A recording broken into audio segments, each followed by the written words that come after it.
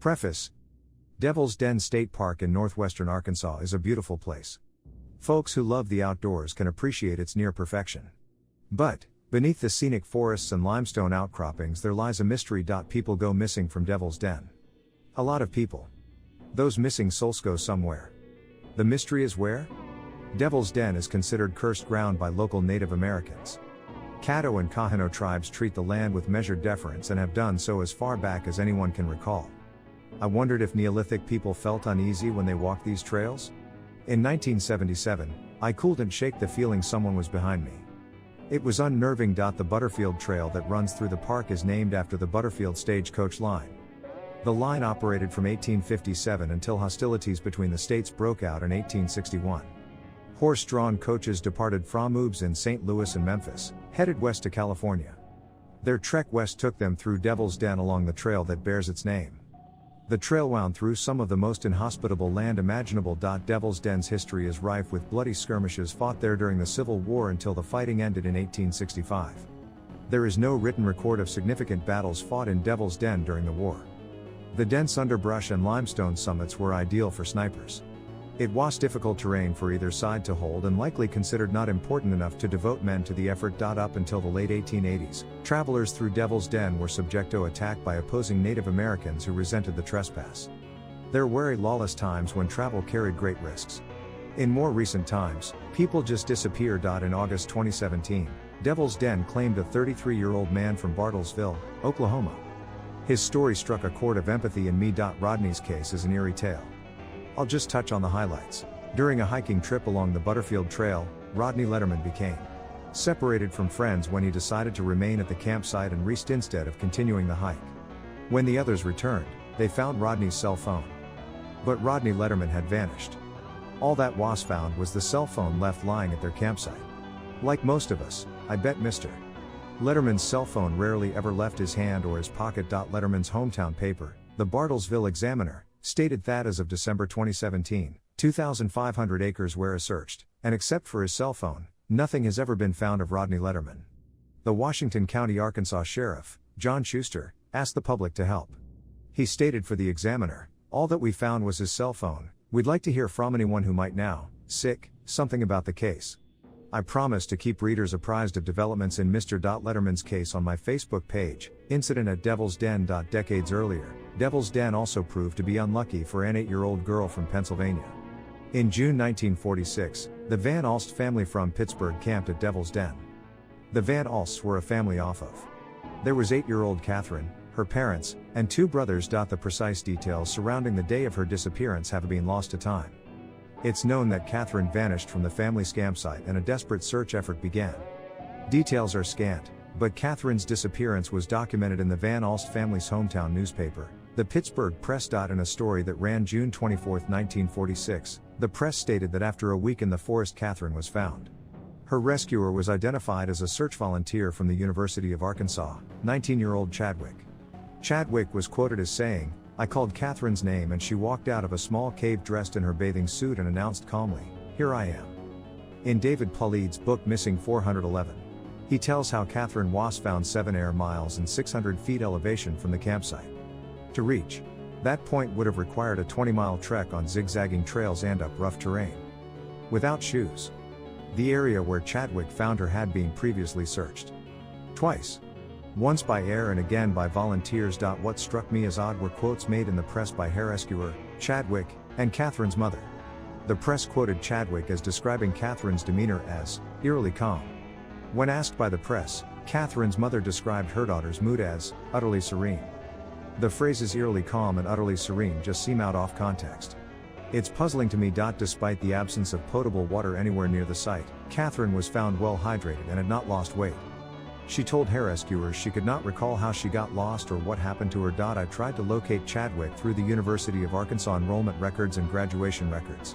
Since it's unclear if Chadwick was a first or last name, it was difficult.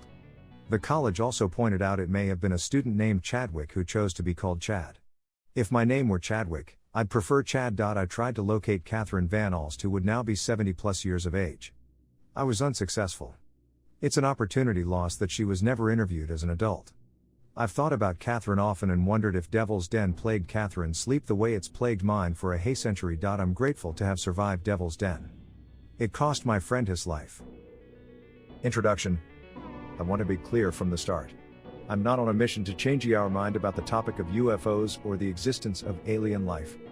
There are people like myself who've had experiences, and most spend an entire lifetime and never see a thing. I've never been a fan of science fiction. I don't read books about UFOs or any related topics. They disturb my sleep the way explicit crime novels keep my wife awake at night. The genesis of this book is an event that occurred in 1977. While camping at a state park, a friend and I encountered an enormous UFO. It was triangular shaped, and each side was approximately a city block in length. I'd estimate it was 5 stories tall with a matte black finish. All 3 corners were brilliantly lit from the bottom to the top with flashing multicolored lights. Emitted a low drone. The noise was what you'd experience as standing next to a very large piece of equipment like a diesel train engine. It was a bass tone that reverberated in your chest. I'm a retired lawyer who spent many years in state government as a prosecutor and as an assistant attorney general. During my professional career, I didn't disclose these things for fear of losing my job and standing in the legal community. So, my wife and I kept these experiences to ourselves for 41 years. I planned to take the story to my grave. Until 2012, when an anomalous piece of metal, found in my knee, changed things dramatically. That fingernail-sized piece of metal was the tipping point for me. It was the catalyst to write this book, speak publicly, and make a full and candid disclosure of everything that's happened. My experiences with UFOs stretch back to my early childhood. Why was I singled out for these 4 or 5 experiences over the span of a lifetime? I think it's because I was tagged like an animal on the Serengeti plains of Africa. This unexpected discovery motivated me to tell the world what happened to me nearly 50 years ago. It's difficult for me to accept that I have a metallic thing in my leg that medical science can't explain. The idea that non-human entities seized me and laid hands upon me makes my skin crawl. What happened to me may well have happened to you or someone you love. That bad dream you once had that seemed so real may not have been a nightmare. It may have been a memory. If intelligent extraterrestrial beings are out there, then where are they? The United States government steadfastly asserts that there's no proof of alien life anywhere on Earth, or elsewhere in the universe. Teresa, new acronym to replace UFO. It's now WAP for Unknown Aerial Phenomena in government circles. Whether UFOs or WAPs, the government claims it isn't interested. The United States government has no department or agency responsible for investigating UFO sightings. Citizens who wish to report UFO are referred to their local law enforcement agency. Unless there's a crash involved, then it's an entirely different matter. Imagine, on your drive home from work one afternoon, a silvery disc sails right over your car and abruptly stops in front of you.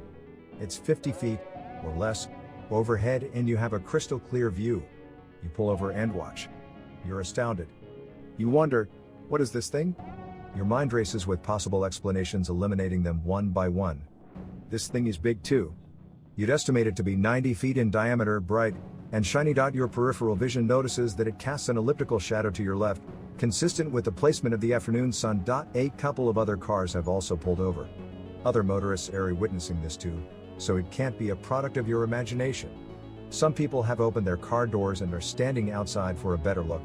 Everyone is watching. While you're fumbling around for your phone, the disc silently shoots upward and now sits motionless, parked 1,000 feet above you. Afraid to look away for fear of missing something, you search for your phone by hand.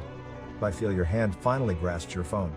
Taking your eyes off the disc for a split second, you make a quick glance at it to locate your camera icon. Before you can raise it to your eye, the disc darts off at incredible speed. It vanishes in the blink of an eye. The entire event is over in less than 60 seconds. You're left standing by your car, stunned by what you just experienced. There's nothing wrong with your vision. You're sober and not a drug user. Remembering your high school physics, you know that the human body can't survive the g-forces in a vehicle accelerating to such speed. You decide it's your duty to file a report with someone. To invoke a cliche, who you gonna call? Surely, someone in government is responsible for investigating such things. Where do you start? There's no real urgency, so you find a non-emergency telephone number for your local police and call. You're routed to a desk sergeant. You explain, this isn't a true emergency, but I saw something very strange that I'd like to report. Can you help? I saw a silver disc. As you're telling him about the disc you just witnessed and giving him the location, he interrupts you. Madam, he asks, has a crime been committed? No. Not that I'm aware of, but He cuts you off for a second time. I'm very sorry. We investigate tech crimes. If a crime hasn't been committed, I suggest you call the Air Force. Still determined, you call the nearest United States Air Force base. After listening to a lengthy menu, you finally speak with the base operator. Hello, I'd like to file a UFO report, please. May I speak to whoever handles UFO sightings? One moment. I'll transfer you to an information officer.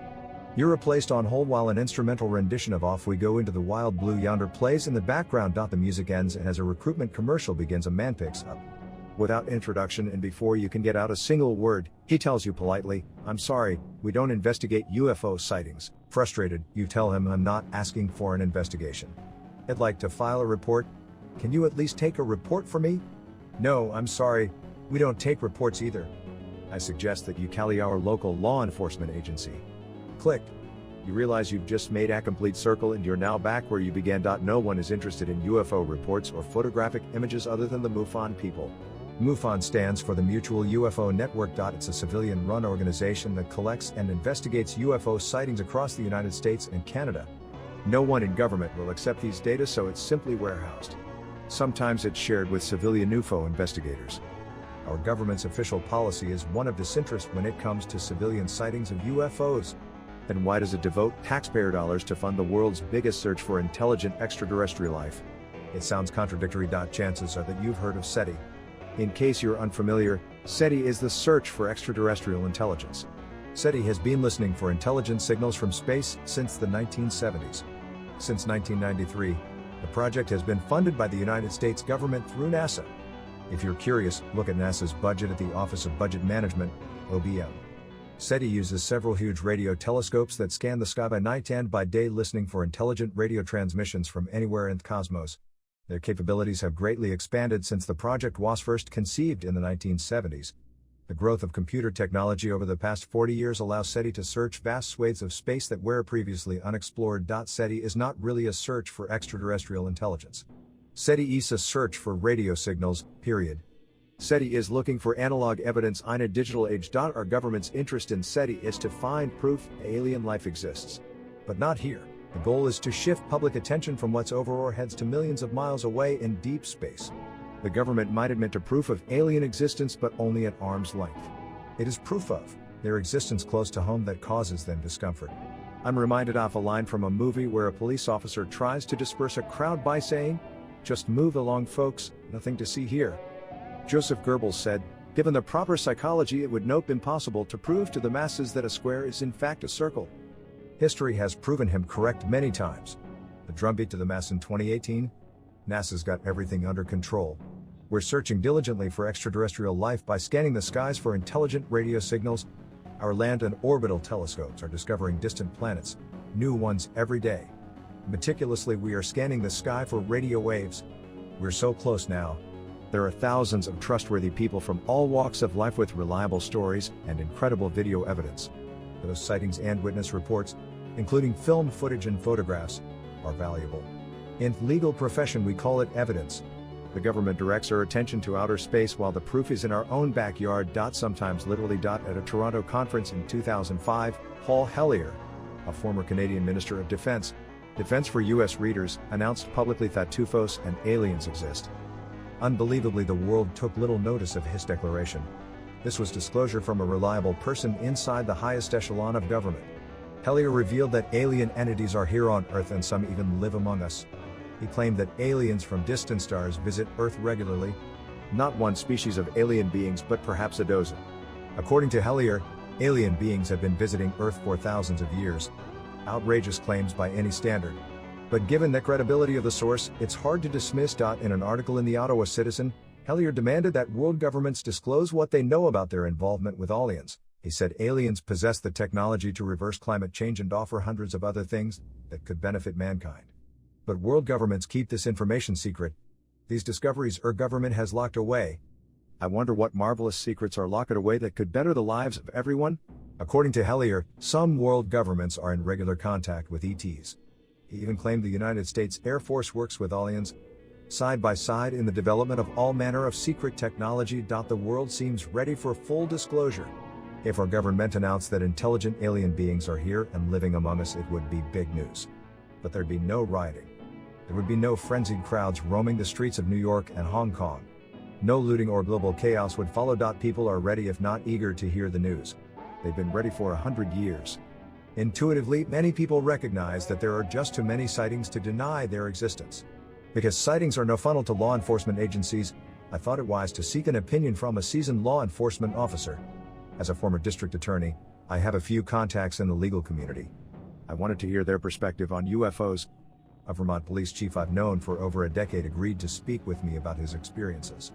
He wasn't comfortable with the subject but agreed to a frank discussion so long as he respected his anonymity and didn't disclose his jurisdiction. The chief admitted he has a file cabinet in his office devoted solely to UFO reports. He said, "It's damn near full. I hope there's enough room in the bottom drawer to see me to retirement." I asked him how long his agency had been compiling UFO reports. His answer surprised me. "My personal reports only go back about 6 years.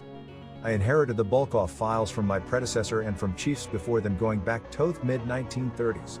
When I asked if he believes ETs visit Earth, he didn't hesitate. There's not a doubt in my mind. Now, I personally have never seen anything, but I have 2 deputies who claim they saw 3 cylinder-shaped objects fly across. Location redacted.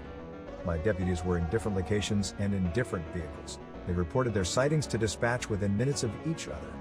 If they tell me they saw it, I believe it them. They were pretty shaken up about it too." In 1899, Nikola Tesla, a brilliant and under-recognized genius of early 20th century, claimed to have received a radio transmission from Mars. But Tesla lacked the credibility to back up his observation and conclusion. He needed evidence to support his claim.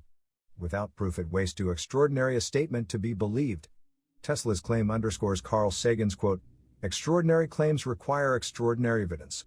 Intelligent alien civilizations may intentionally choose to have an unlisted number. Announcing their presence by broadcasting into the vastness of space could have unwanted consequences. They might have well-reasoned motives to keep quiet and maintain a low profile. Perhaps they've learned a hard lesson we have yet to learn. No one else in the universe may be broadcasting. But we sure are. We've been unwittingly announcing our presence to the universe for 75 years. The Twilight Zone has been traveling across the cosmos at the speed of light since the 1950s. More concerning to many is that SETI is not just devoted to listening. SETI has been actively broadcasting messages into space since 1974. SETI's signals are much more powerful than a 1950s television broadcast. In 2008, SETI and its partners beamed a powerful signal into deep space. It was pointed toward a region believed most likely to be inhabitable. What was their message? It was a Beatle tune from 1970 by John Lennon, "Across the Universe." "We are shouting into the darkness." In 2015, Stephen Hawking cautioned the world against broadcasting high-energy radio signals into space. "Our broadcasts are targeted toward galaxies we believe could support intelligent life." Hawking warned, "When an advanced civilization meets a less advanced civilization, our world had proven it will not go well for the less advanced civilization." I'm sure his words strike a chord of empathy with Native Americans. Bill Gates and Elon Musk joined with Hawking to warn against advertising our existence. Collectively, they concluded we could be inviting beings that are not benign space brothers. The wording is clumsy, but the message is clear. In 2006, an article published in the respected scientific journal Nature warned that the risk posed by SETI broadcasts is real. The article cautioned that world contact with extraterrestrial entities, even benign ones, could have serious repercussions. Nearly a decade before Stephen Hawking's warning, other academics reached the same conclusion and raised the alarm. If contacted, they may not offer us technology and scientific advancement for free. There may be a quid pro quo. But the terms may not to our liking. They may not barter at all. They might just take whatever they like. Our signals could be intercepted by intergalactic opportunists. Malevolent beings well organized and seeking new worlds to pillage could well be listening.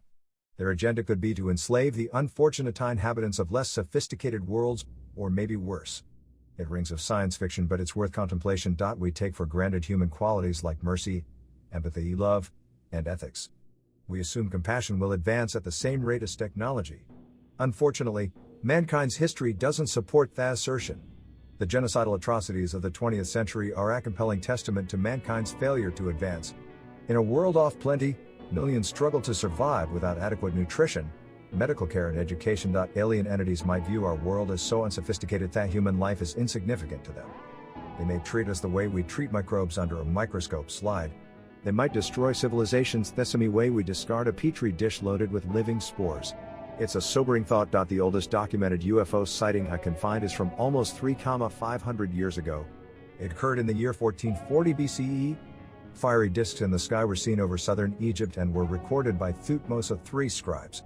Contemporaneously and independently, the same sightings were also recorded in the Thule Papyrus. This was a UFO sighting made by two independent witnesses unknown to each other and separated by distance. Sightings with two or more independent witnesses are more believable. Probably the best example was the Phoenix, Arizona mass sighting in 1997. On March 13, 1997, thousands of residents of Phoenix reported a very large, boomerang-shaped formation of lights over the Sierra Estrella mountain range. It's a curious coincidence that a bright comet named Hale-Bopp was crossing over Phoenix that same evening. This accounts for the staggering number of Arizonians that were watching the sky that night.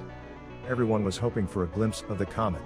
What most saw was something completely different. Witnesses reported a string of light miles across and moving in perfect unison, more like an enormous single object. They claimed that between the lights the stars were blotted out of the night sky as the object passed overhead.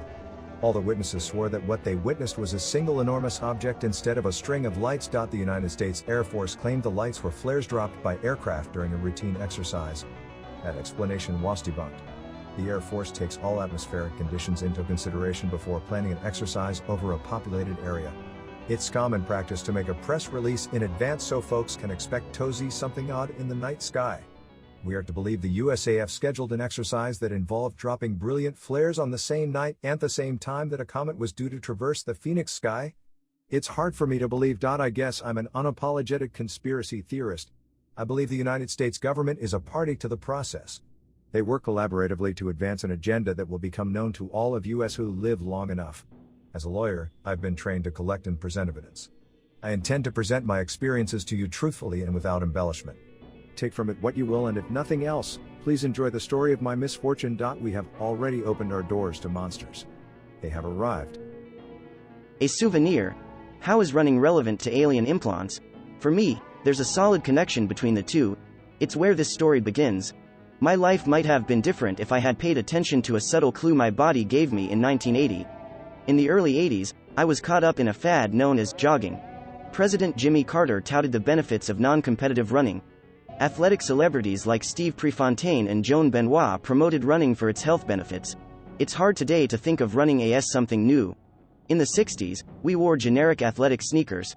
By the 1970s, Nike and others introduced new products engineered for runners and marketed to runners. Jogging began as a fad, but over time, it gained momentum as a healthy lifestyle. I ran for the cardiovascular benefit and became hooked in the endorphins. My father was a product of the Depression era and World War II. Pragmatic to a fault in so many ways, he was a staunchly purpose-driven man. He held on to his beliefs from the 1930s until he passed away. I regret I never had the opportunity to ask his opinion of paying $2 for a bottle of tap water or $5 for a cup of coffee. In his later years, once or twice a week, we'd meet just to talk. At this kitchen table in our old home, we'd share a pot of coffee. The topic for discussion one day was my new hobby. I was excited to tell him about jogging and explain its many benefits. Today we merely refer to it as running. He chuckled and lit a cigarette. Why the hell do you want to run if no one's chasing you? Silly as it sounds, his question was genuine. Pop, it's a good way to exercise and control my weight. You gain weight because you eat too damn much. Point taken, Pop. But for me, it's better to burn off calories and enjoy the cardiovascular benefits as a bonus. You know, coronary artery disease runs in our family. This jogging. It's a fad. You'll spend money on fancy shoes, and a month later you'll be on to some other business, Pop said in that way only men over 70 can say. Maybe so, Pop, but I like it, and it can't hurt me, I said. Oh yes, you're going to hurt yourself. You could trip on the sidewalk and break a leg or get hit by a car, he cautioned. Then what happens if you can't work? The concept of running purely for pleasure was a hard idea to wrap his head around. Competitive running was a legitimate sport and served a purpose. Running away from something or someone that threatened your life was valid because that also served a purpose. He saw running in the military akin to marching. Something that was done for discipline and fitness for battle, it served a purpose. But running as a civilian? I gave it some reflection. Look through all the old photographs and motion pictures depicting life in the United States pre-1970. I dare you to find a single picture of someone running who's not on an athletic field or running away from something. Finding a safe place to run presented a problem. Pop was right about that. our old South St. Louis neighborhood was in decline.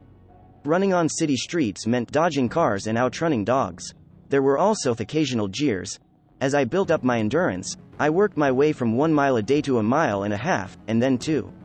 The first time I hit that 2-mile mark, I noticed something odd.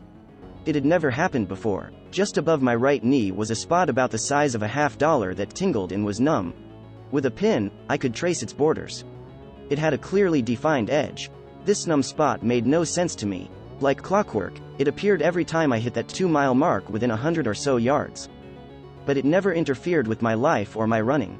I asked around. None of my fellow runners had ever experienced anything like it. My doctor's advice was, if it doesn't hurt, don't worry about it. He just blew it off and encouraged me to do the same. Running became a habit and, at times, an obsession for the next 40 years. Throughout all those years, after every run, the numb spot appeared without exception. It would last for an hour or so after each run and then fade away. On rare occasions, it appeared even when I wasn't running. Usually at times when I was under extreme stress. On the morning of October 23, 2012, I woke up to find I couldn't bear weight on my right leg. My right knee was so painful I couldn't walk. It hadn't bothered me the day before. But now I could barely stand, and I fell trying. Placing even a small amount of weight on my leg was incredibly painful at the knee. My wife drove me to the VA hospital to have it checked out. I didn't believe my leg could be broken since I hadn't taken a hard fall or experienced any other kind of accident. The emergency room meant a 3-hour wait. I understand heart attack victims take priority over a bad knee. I was eventually checked in and examined by a physician assistant. She was kind and seemed very knowledgeable. Even though I hadn't suffered a severe injury, she ordered an X-ray and I was wheeled off and onto the table. The X-ray technician positioned my leg and took 2 views of my knee. One view from front to back and another from the side. 5 minutes later she came back and took 2 more. She seemed puzzled and repeated the process a 3rd time and then a 4th. That made a total of 8 X-rays. The technician asked, "Mr. Lovelace, did you suffer a shrapnel wound while in the military or have you been in an accident of some kind?" Curious, I answered after a few seconds of thought, "No, never. Other than the fall you took this morning, are you sure you never injured that leg in the past? Maybe a car accident many years ago?" She asked. "No. May I ask why?" I was puzzled too and wondering where this line of questioning was headed. "I've never been in any kind of accident or injured my leg in the past. I used to be a runner, but that never caused problems with my knee." She explained, "There's a tiny object just above your knee that looks metallic. It's the same density as metal. I've asked the radiologist to give his opinion. He should be down in just a minute," she said. I asked, "May I see the X-rays, and can I speak with the radiologist please?" The numb spot never crossed my mind. The X-ray technician left the room. A few minutes later she returned with the physician assistant and the radiologist. The radiologist also brought his resident along. Soon, the X-ray room became crowded as other medical people trickled in.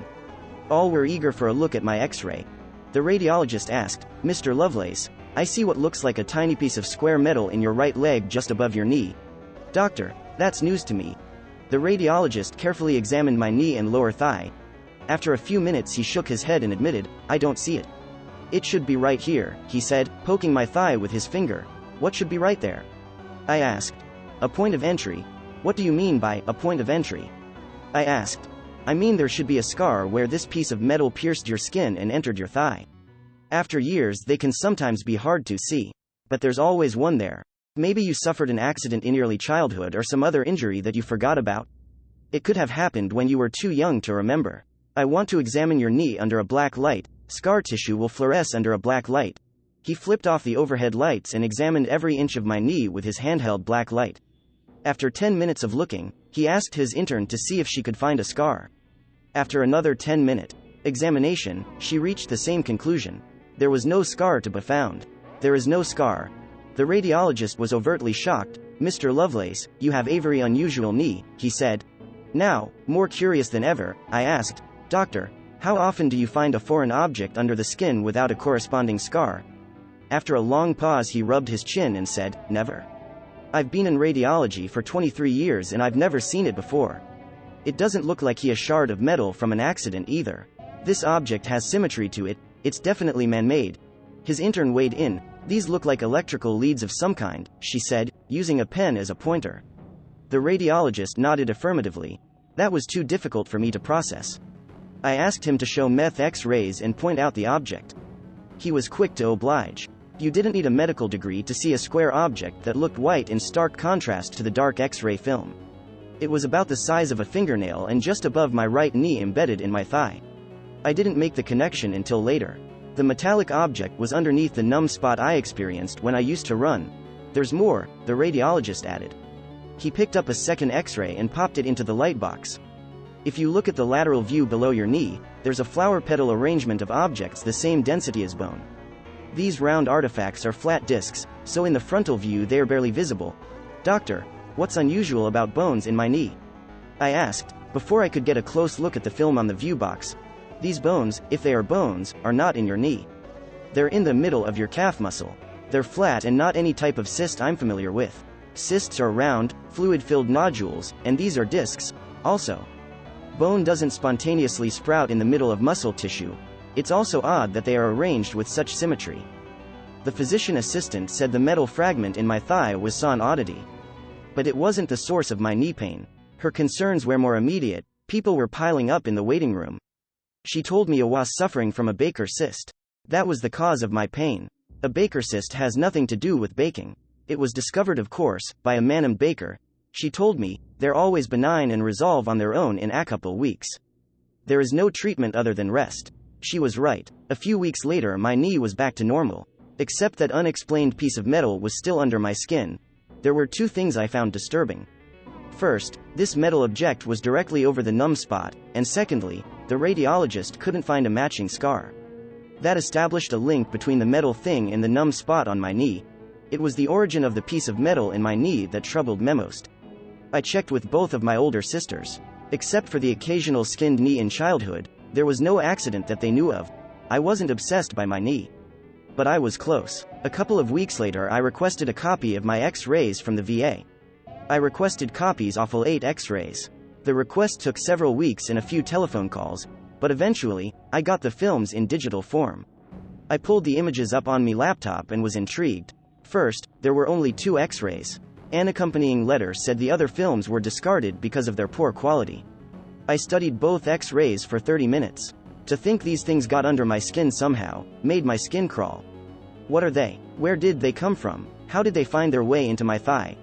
Veterans Administration patients can access their medical records easily online. I only mention this to underscore that I had access to my medical history. Very convenient and relative to the facts, as you'll see. Despite my curiosity, or perhaps out of dread, I hadn't read the radiologist's written report yet. I went online to pull up the report and the complete record from my emergency room visit of October 23rd. The doctor's note was what I expected. The PA had diagnosed my problem as a Baker cyst, but she made no mention of the mysterious objects. The radiologist report, dated October 25, 2012, 2 days after my trip, acknowledged the objects below my knee and referred to them as round artifacts. What he didn't mention in his report was the square metallic object that was clearly visible in the X-ray, just above my knee, even though we openly discussed it. The report read simply, impression, abnormal knee, rule out Baker cyst. My search engine found scarce mention of anything like what I have either above or below my knee.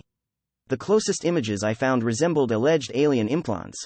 I emphasize, alleged. Irrespective of their origin, they now disturbed my sleep as well as my waking thoughts.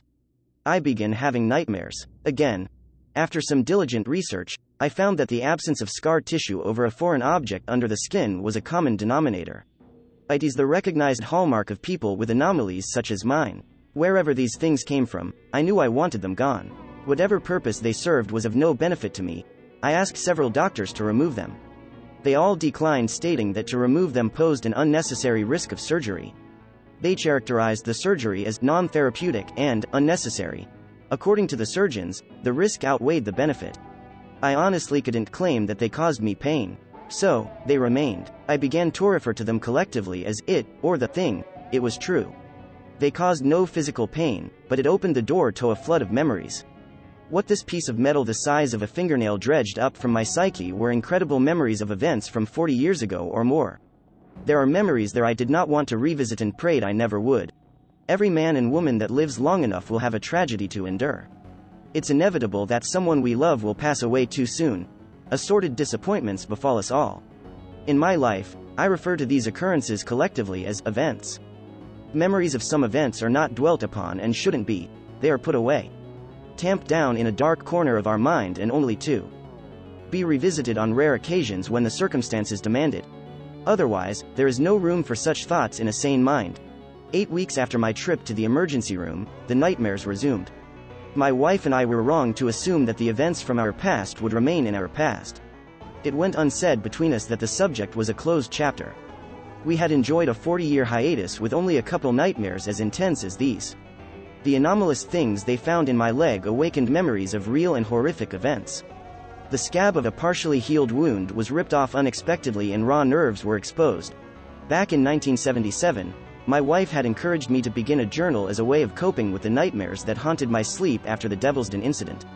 By recording everything, I managed to document the whole ugly mess of 1977. Once on paper, I hoped the memories would drift away. I could let go of the compulsion to replay the events over and over in my mind. It was mostly successful. With Sheila's patient support, I diligently recorded every nightmare following the 1977 incident. When events and circumstances caused these memories to bubble up and back into my conscious memory, journaling them helped to mitigate the terror. With support from my wife and diligence, I filled an entire notebook in 1979 and began another. After 10 years of peace, a second event happened in 1987. It brought out the notebooks to be put into use once more, but only for a short while before being returned to storage. The event in 1987 was epic but brief. This was 2012. I hoped that my wife had saved those notebooks. Painful as it may be to see them again, they could help me to cope. I knew the journaling process helped. I resumed writing almost immediately after the first 2013 nightmare. My wife flew to Michigan to open our storage locker and hunt for the notebooks. I was confident she could find them. It was worth every penny of airfare. From the bottom of a cedar chest, she resurrected 2 blue spiral-bound notebooks. One was a little more than half full. The other was full. She also found my sketchbook with drawings made from 1977 through 1979. I was stunned to see them again.